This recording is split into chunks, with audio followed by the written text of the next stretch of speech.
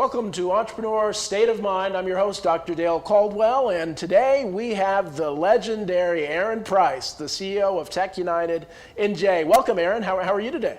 I'm doing well. Thanks for having me. Well, again, it's an honor to have you. We spoke on another program a while ago and really enjoyed the discussion. I always like people's origin stories to kind of know where they came from. And so now, where did you grow up? Where did you grow up, and how did you get into technology? I grew up in New Jersey, went to Milburn High School, and I've always been interested in entrepreneurship. In fact, my first real business was my brother and I patented a weightlifting device, and that was while I was in high school. Wow. Had a real tech company in 1998, and we can get into some of the stories, but I've been interested in technology, really, and entrepreneurship especially. I think it runs through my DNA. And how old were you when you got your first patent? I think I was 15 or 16. Unbelievable. Yeah. That is pretty incredible, and you've been doing amazing things since then. So after, now, where'd you go to college, and how did you get into this space? So I went to the University of Maryland, and in 1998, at the time of, you may remember the flip phones, and I had a flip pager actually at the time to text. And my best friend and I were frustrated with what was a lot of late night food ordering and waiting on hold and miscommunications on orders. And so we set up something what is like a Seamless today. It was called Deliver You, which is online food ordering for restaurants. And it really took off on campus, and we brought it around to the DC area. And I saw a variety of ups and downs in that business. I had what's called an exit, a sale from that business. So I think nothing massive, but a very good outcome for someone just graduating college, and started another tech business and saw just a variety of ups and downs, and found it to be a very solitary career path. And so I started the New Jersey Tech Meetup to bring together entrepreneurs to share their stories and help one another out. And then that evolved into Propelify, this very large innovation festival, which was acquired in 2019 by the New Jersey Tech Council that we've renamed Tech United New Jersey. So it's been, there's a lot of gory details along the way, but that's how I ended up in this seat. Well, and again, there are a lot of gory details, but it's an incredible success story. And so the Tech Meetup, and as you know, I'm the executive director of the Rothman Institute of Innovation and Entrepreneurship at Fairleigh Dickinson University, and so we have the Morris Tech Meetup on campus, and so these Tech Meetups.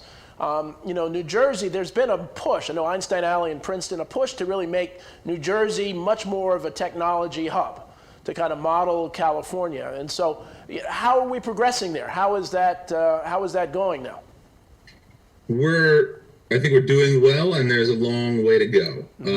I started the New Jersey Tech Meetup in 2011. Okay. And frankly, I live in Hoboken. I was tired of crossing the river to New York City for all things community around technology. And so I thought there's probably 10, 20, 30 people in my area who'd want to get together. And the first one I had something like 100 people in standing room only. And the second one was like 120. And it continued to have that energy and interest for many, many, many years. And then, it inspired some other groups around the state. Others, the Mars Tech Meetup, the fantastic organization. Others popped up around the state. So the state has matured quite a bit in the community that exists around New Jersey to help entrepreneurs and help technologists succeed. So, and I think, I should point out, even politics aside, having someone like Murphy who is championing the innovation economy makes a big, big difference in how we're seen by investors and corporations. So I think we're doing very well and we're moving in the right direction. I still think we're relatively immature to some of the bigger markets like New York and California, but making up some ground. And I should point out, in the pandemic, when people have fled big cities like New York City, I think New Jersey's been really well positioned to be an interesting alternative and to get another look at as a place to live and a place to work. 25% of Google's 12,000 New York City employees live in New Jersey and have been working in New Jersey for the last year, almost exactly now. Wow. And so, in effect, Google has a pop-up headquarters in New Jersey, and I think there's an opportunity for us to capture that momentum and to build on it. Well, wonderful. So now I want to go back to Propelify. And so Propelify is a legendary event. Many people know the name, but they don't know what it's all about and what happened. So the meetup, and so what is Propelify, and how did you actually start it? So first let's talk about the name Propelify, right? At something like the New Jersey Tech Meetup, where we produce basically a tech conference every single month. The format there is 30 minutes of networking. 3 startups present for 5 minutes each, and then we have a featured speaker. We've had some really fantastic, we've had the founders of Priceline and Behance and Hot Jobs and Cory Booker, and really interesting, accomplished people have come through to speak. But because it's a meetup, it's sort of the first place that people come to when they're interested in entrepreneurship, and people with just an idea, they're not quite sure where to go, which is great. It's meant to be as open as possible. But I'm sure people like this. So we would get a lot of, or some people there would be people who had ideas and never did anything with them. And I meet a lot of these people in my life who would talk about, hey, Instagram or metaphorically, Instagram Uber was my idea. And the best ideas tend to be these simple ideas, but where the execution is pretty difficult. Right. And so Propelify, the name Propelify, is about propelling ideas into action, people who actually take action. And to me, ideas are very easy relative to the hard work and effort required to bring them into reality. And so we like to say idle ideas don't fly. Right. In our, let's propel is our motto at Propelify. So the idea there was, let's bring together people who take action, Wonderful. who propel ideas into action at scale. It's an 8,000 person event that, used to be in person, hopefully will be again soon. That's all things tech and entrepreneurship, 2 stages of talks, tons of startup exhibitors, investor speed dating. We did interviews on a Ferris wheel for Jet.com when they were hiring. So it's a lot of fun. It's maybe the lamest music festival you've ever gone to, but a really fun business event. Well, again, I've never had the pleasure. I wanted to go, I think, a couple years ago, but just couldn't do it. But now, are these all New Jersey, or you really get people from around the country to come in and speak and participate? We get people from around the world. We're certainly focused on the region. Yeah. The numbers are escaping me, but it's something like 40% New Jersey, 30% New York, and then people from around the country and around the world. We had, I think last count, we had something like 40 states and 18 countries represented. People who, I had people who would stop me and say, I heard about this. I flew in from India to make sure this was a key stop on my trip to the States. Wow. So we don't get international attendees in huge numbers, but I'm very proud that people have made it a destination, and it's on the circuit of well-respected technology events. Wonderful. All right, so it was purchased by Tech United. What's Tech United? I know it was known by a different name. Talk about that, and now you're leading it. What's happened there? So Tech United is a 25-year-old nonprofit technology organization built to empower the innovation community. And it was originally named, until somewhat recently, the New Jersey Technology Council. And the foundation of what was called the NJTC, New Jersey Technology Council, was very, very, very strong. And when I was approached by the board about this potential combination of entities, there was just an interest in some new energy. I think the NJTC had done a fantastic job of attracting corporate partners and all the major service providers around the region. And hadn't been as effective as in attracting some of the early stage startup technology community. And so I think that the board saw that there was this opportunity to combine forces and bring with it a lot of the younger companies, and not necessarily younger people, though that's often the case, but that, to be clear, just younger companies, to see what kind of opportunity we could bring for them. And so to me, it made a lot of sense. I didn't have as many big corporate partners. I do think the opportunity for early stage companies is a lot more interesting when you have a lot of the mid stage and big companies around the table. And so it made a lot of sense as I was looking for additional resources and reach in the area. It was a very good fit. I had a few, as an entrepreneur, I went through a process. I shopped the entity around. I had a few interesting offers, and this was probably the least sexy headline, the New Jersey Technology Council, versus like VaynerMedia, if you're familiar with Gary Vaynerchuk, was one of the others on the table in Entrepreneur Magazine.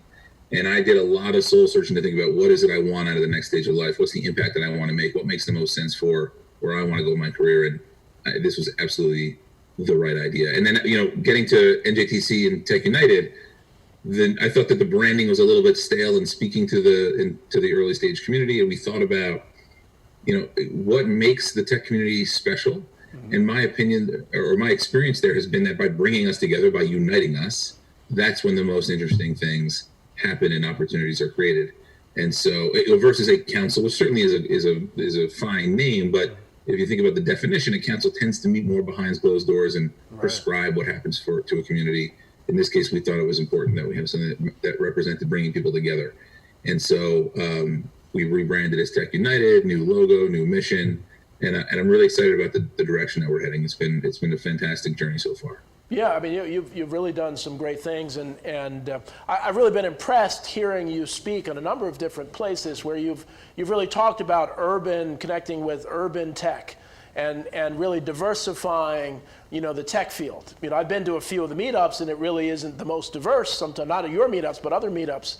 But there are a lot of in the Black and Latino and urban communities. There are a lot of tech people who could really do some incredible things. And so, what are you kind of doing to diversify that? And I know you're doing some good things.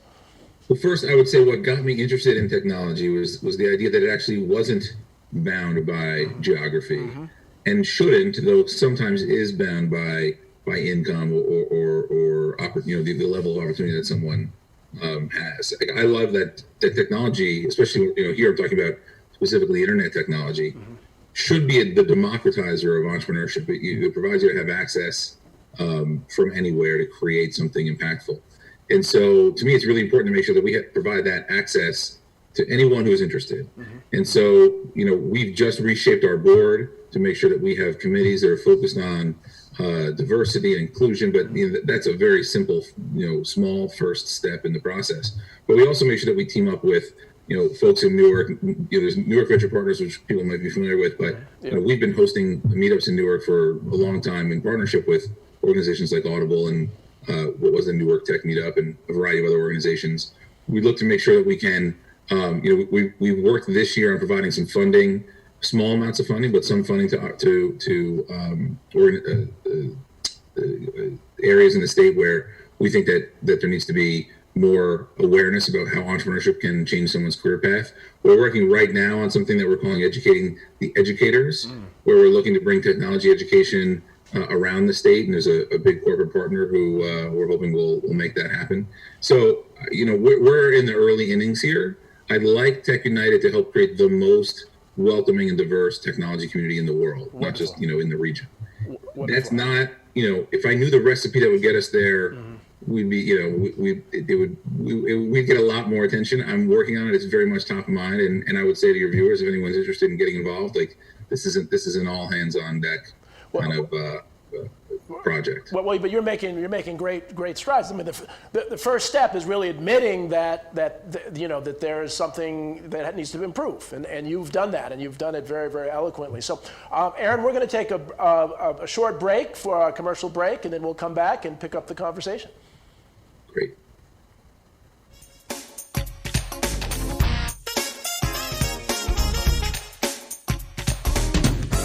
What will make your event simply beautiful?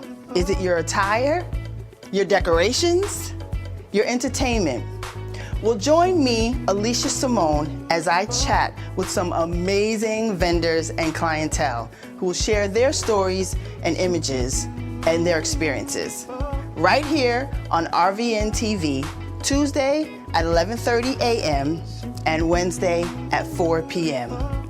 It will be simply beautiful. See you then.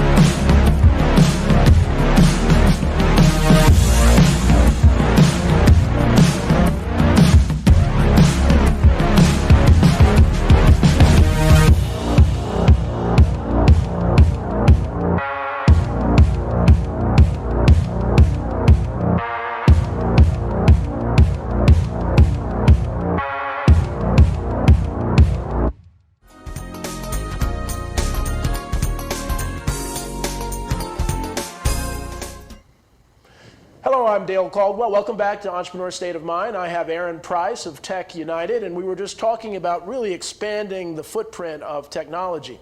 In the break, I was talking about a good friend of mine, Upendra Shivakula, who was the first Asian assemblyman, and then ran for Congress, but had really came from a technology background. And it's interesting, Aaron, because what he did, I was his campaign manager, the only time I've been a campaign manager. And we really talked about the African American community and the Indian community. And we actually brought it together, and it was really interesting because there's so many technological opportunities to service communities, African American and Latino. And so we really came up with some ideas. And so that's one of the things I know you'd be interested in is how do we, and I guess that's the bigger question, Tech United, that there's so many people who aren't technologically experts, but they have great ideas on what the community needs and tying them with those that have the technological expertise. You know, have you seen that work before? Do you have any thoughts about that? I mean, there's a few things there I think are really important. One is I'm not a coder. I'm not working on circuit boards.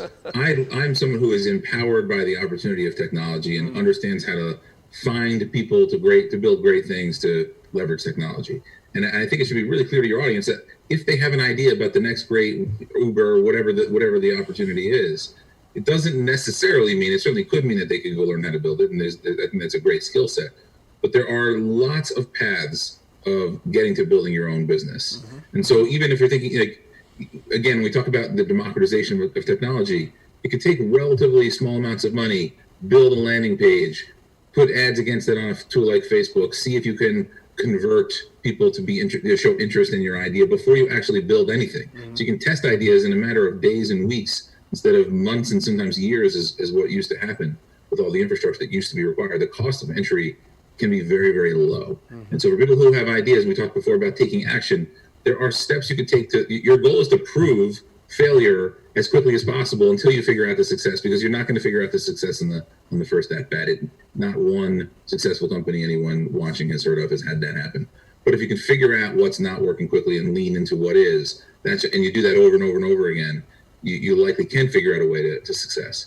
And so when we talk about technology, to me, it's about those who are empowered by technology. And if you think about the pandemic, the small businesses, the Main Street businesses that survived, most of them did so because they were aggressively adopting technology. You know, the local dry cleaner had to figure out how to do contactless pickup and delivery and e-commerce. And if you weren't doing those things, you were really, really struggling. And so, those who are watching who have ideas or are thinking, well, I'm not really a tech person. If you have a phone in your pocket, you're a tech person. And if you could be a tech business owner if you decide you want to be, even if you're not necessarily the technologist. And I think that's a really, really important distinction. When we talk about, and I think that ties into the diverse conversation. Absolutely. Right. We're looking to launch a portal called We Are Tech United to expose leaders who are empowered by technology around the state. People often come to us and looking for a board member, a speaker, an advisor, et cetera, a person of color, just more diversity than might be in their own natural circle. Right. So we're looking to create a platform. I see Tech United in general as a platform. If it's me saying, here's what's best for everyone, that's a real problem. Right. Even if I have the best intentions, my own experiences are limited no matter how vast they are. Our goal is to empower this community to say, I can leverage the resources and reach and awareness of Tech United in this platform to get other people speaking opportunities, to connect with other people to help them build their businesses. And so if we can make inroads in diverse communities around the state, and then leverage what I'm calling this platform, I think that's how we build something that scales, that doesn't have one individual as the potential breakage point for what may or may not work. Yeah, well, very, very well said. Very well said. And and the other thing is people have to realize, as you've alluded to, that it's not about being successful on your first try. Everybody hears all these wonderful stories. I got my MBA at Wharton, and when we graduated, they bought us a book called How to Lose $100 Million.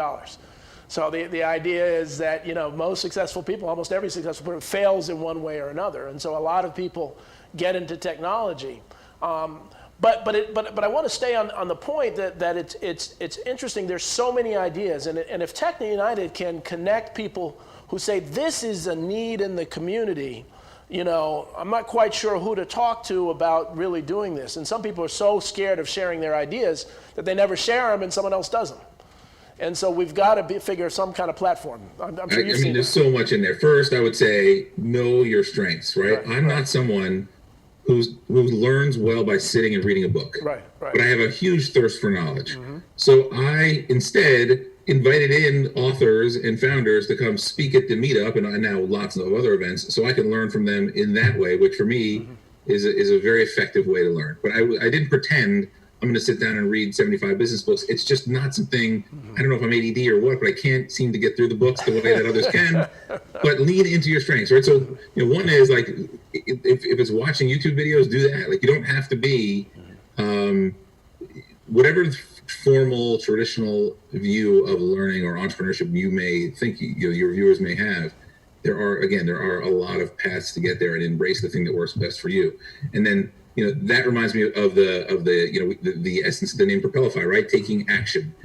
Share your ideas, right? The effort involved to make something happen is so tremendous that if just sharing your idea with someone else, like the benefit, if you think about it at the risk analysis here, if you are to share your idea, the hope is that the other person has some feedback that's beneficial.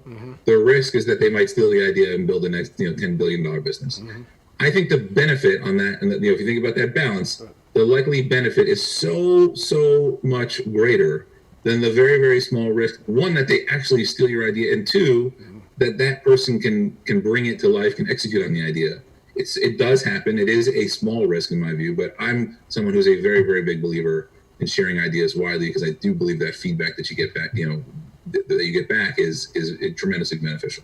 And that's a great point. I've always been the exact same way. I don't have a problem sharing, what I have, because it takes so much chutzpah to really take it from idea to reality. And if it's not your idea, and so much, you may want to talk a little about this, it's about passion.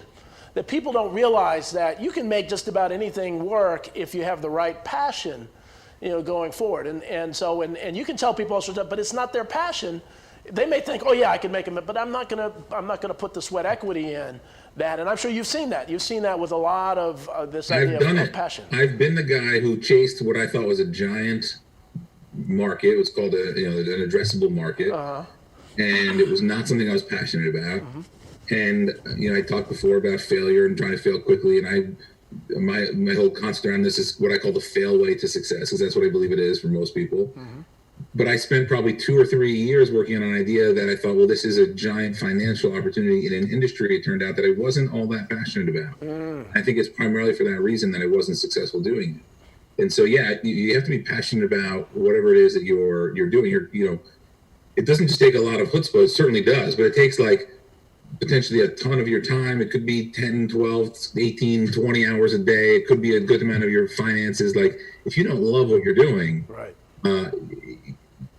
there's so many good opportunities. Find one that you're passionate about rather than pursue one. And like I mentioned, I did this where you just potentially see some big financial upside, but the industry itself doesn't attract you. Right. So give some advice, give the audience some advice about non-disclosure agreements. I know people that will give you an NDA because they have an idea about toilet paper. And so, when should you use it? When shouldn't you use it? I think a lot of people overuse it. So that's a great question. If you're talking to a friend and you're talking as a friend, I wouldn't even bring up the topic. If you get to a place where you think that you really want to get very serious and you're worried about, like, okay, I want to really dive into details, maybe you're, I don't know, a half a dozen or more conversations in, and then you're starting to think, well, I'd like a little more protection than I had before. You could, if you're very gentle about bringing these things up, you could potentially bring up the idea of an NDA with a more friendly kind of a colleague. If you're talking to an investor, keep in mind that the investor sees, a professional venture capitalist sees 2,000 or more pitches or ideas a year. They can't, not only can they not sign an NDA, asking for one is often a signal that you're not experienced enough to understand the industry that they're in. And so do not ask an investor, certainly a venture capitalist, to sign an NDA. If you're talking to a big corporate, I think you can have the first conversation without an NDA. They're more accustomed to that sort of formalized process. And, we were talking about public utilities before. PSEG is doing a lot with us in the Clean Tech Challenge. And they would at least be appreciative of the conversation. They may or not be willing to sign, but they wouldn't be they wouldn't be offended by the suggestion if you brought it up. Right, right. I do think that, again, think about the goals here, the time required. Are you going to hire a lawyer to write one? Are you going to enforce it? In many states, it's hard to enforce. Practically, just measure the risk and move forward accordingly. So we're almost at the end of time, as these shows go so quickly. So, everybody wants to know about, getting that venture capital, getting the seed money, what advice would you give somebody who has a pretty good product, they've developed it, in getting financing? The most important thing I can share with you and your audience is the pitch matters as much, if not more, than the idea. Capture your audience's attention. Remember, you're talking to a human being who is enormously distracted, and like I mentioned, maybe hearing 2,000 pitches that year, so that might be another 10 that day. Right. So what are you going to say in the first 3 seconds that's going to grab his or her attention? How are you going to hold on to that attention in a short amount of time and prove that you're going after a really big market? Right. Because they're looking at, is this person taking a big enough swing that my return is going to be big enough? So practice your pitch repeatedly. Right. I'm a big fan of stating the problem, the solution, the market size. You build a little tension. The problem is X. Right. Here's how I solve it. Here's why it's giant. Here's why I'm qualified.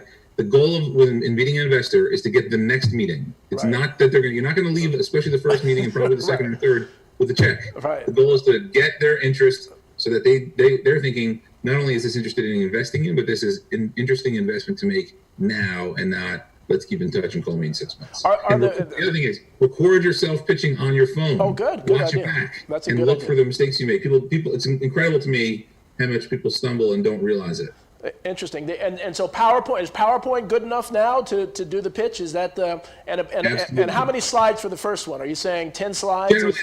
Generally, there are 10 slides or so, a dozen. Yeah. There's a lot of templates online. If you look up best pitch decks, that people recommend this sort of storyline. As few words as possible on the slides. Wonderful. You could have 2 decks. You could have one that you present against, which is very few words on the slides. They're looking and listening to you. Right. You could have another that's called the leave behind, which is the details that you spoke about. But don't put everything on the deck. Right. You're in the engagement / entertainment business. To hold people's attention, prove there's really an issue worth solving, and get them to want to learn more at the next meeting. Excellent. Well, Aaron, we're at time now. This has been wonderful. I know the audience is going to play this over and over again because there are a lot of tidbits. So I want to thank you for your time, and I want to thank you all for watching Entrepreneur State of Mind. We'll see you next week.